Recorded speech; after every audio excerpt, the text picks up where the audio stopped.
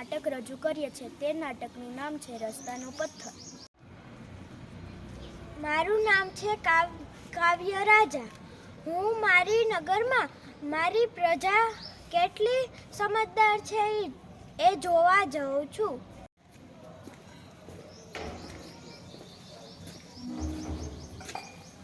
હું મારી પ્રજા કેટલી સમજદાર છે. આ રસ્તા વચ્ચે હું પથ્થર મૂકી દઉં અને ઝાડ પાછળ સંતાઈને જોઉં કોણ આ પથ્થરને હટાવે છે.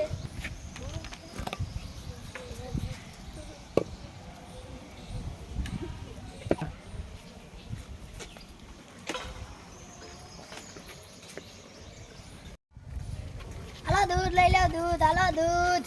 હાલો દૂધ લઈ લો દૂધ.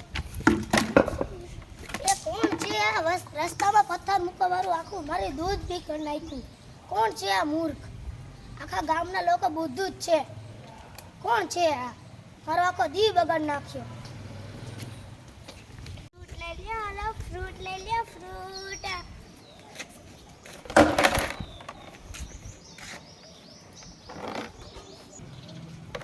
આ કોણ છે? આપણા ગામના બુદ્ધુ રસ્તા વચ્ચે પથ્થર એટલો મોટો મૂક્યો છે. મારો આખો દિવસ બગાડી નાખ્યો. મારા આખા ફ્રૂટ બગડી ગયા. મારી કમાણી લેવો છે.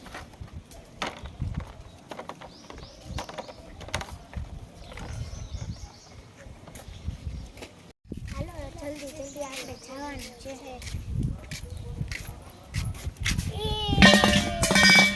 આ ગામવાળા તો આખા મૂર્ખ છે. મૂર્ખ કાંઈ ખબર જ નથી પડતી. અહીંયા આવડો મોટો રસ્તા વિશે પથ્થર કોણે રાખી દીધો? હાલો મારા મમ્મી કીધા છે પાછું પાણી ભરીને આપણે જલ્દી જાય. આ ગામના તો હાવ બુદ્ધુ જ છે. બુદ્ધુ જ.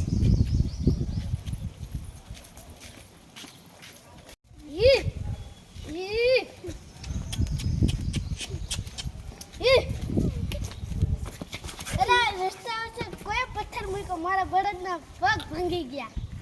કોઈ પથ્થર મૂક્યો મારા બળદના પગ ભાંગી ગયા.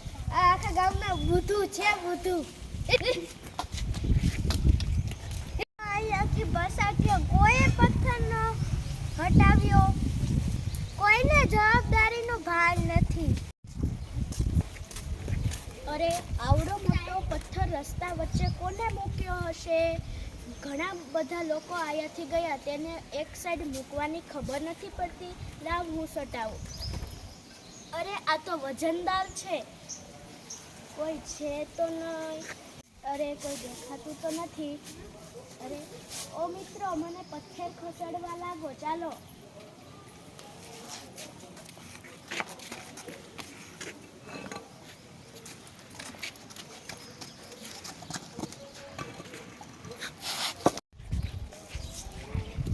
બાળક તે આજે ખૂબ સરસ કામ કર્યું છે. તારું નામ શું છે? મારું નામ નૈતિક છે અને હું શ્રી દેવડા પ્રાથમિક શાળામાં અભ્યાસ કરું છું.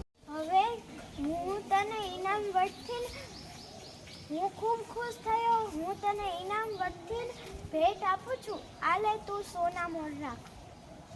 મહારાજ આમ સોનામોર ઉપર મારો હક નથી. આ રાજ્યના સોના ભેગું મેકી દો. ના, આ તો તારી જવાબદારીનું ફળ છે. તું રાખ. દોસ્તો આ વાર્તા પરથી આપણને એ શીખ મળે છે પ્રામાણિકતા અને ઈમાનદારીથી આપણે આપણું કામ નિભાવવું જોઈએ.